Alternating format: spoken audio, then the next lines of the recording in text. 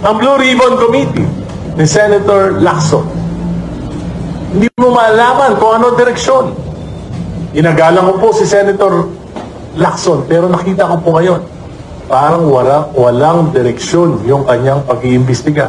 Siya mismo, pinangalanan niya si Executive Secretary Lucas Bersamin at ang pamangkin ko, si Yusek Adrian Bersamin, na tumanggap ng 8 bilyon mula kay Engineer Bernardo.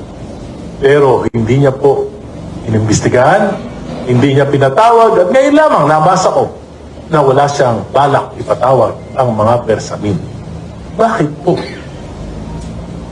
Bakit pagka mga kontraktor pinapakulong?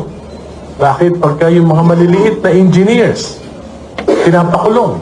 Nakakasuhan ng mabilis. Pero bakit pag lumalapit na sa doorstep ng Malacanang? Bakit pagka mga kabinete na humihinto, umiiwas na sa investigasyon?